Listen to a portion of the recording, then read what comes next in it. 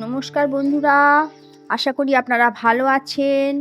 আমি একটা সিরিজ তৈরি করছি যেখানে আমি প্রতিটা রাশির 2026 সাল কেমন যাবে সেই নিয়ে একটা আলোচনা করছি।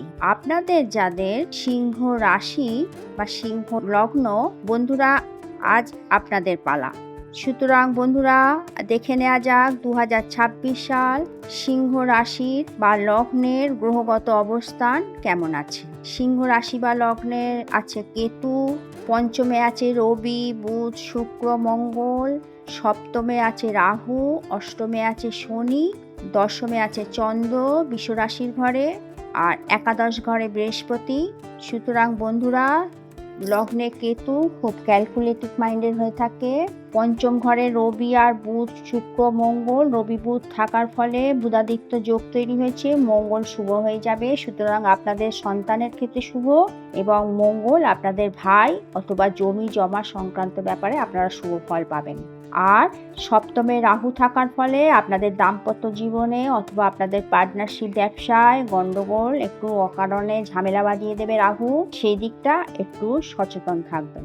অষ্টমে শনি, সিংহ রাশি যাদের তাদের ঢাইয়া চলছে, সুতরাং এই শনি মহারাজের জন্য আপনারা একটু বিব্রত হবেন, কিন্তু আপনারা শনিকে যদি মানিয়ে নিয়ে চলেন তাহলে আপনাদের কোনো ভয়ের কিছু নেই। দশমে বৃষরাশির ঘরে চন্দ্র, শনিকে যদি ভালোভাবে রাখতে পারেন তাহলে এই চন্দ্র আপনাদের কোনো অসুবিধা করবে না, কেননা দশমে চন্দ্র উচ্চস্থ হয়ে দ্বাদশপতি উচ্চস্থ হয়ে দশমে বসে আছে, কোনো অসুবিধা করবে না। একাদশে বৃহস্পতি, একাদশ বৃহস্পতি শুভ ফল দেয়। পঞ্চম ঘরের অধিপতি গ্রহ একাদশে বসে আছে, পঞ্চমকে দৃষ্টি দিচ্ছে, ধনুরাশিকে দৃষ্টি দিচ্ছে।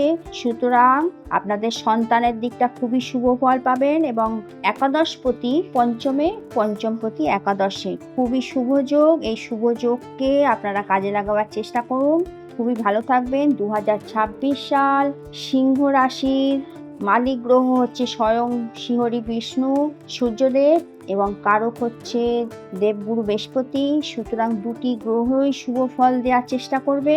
এই শুভ ফল পাওয়ার জন্য আপনাদের যথাযথ চেষ্টা করতে হবে।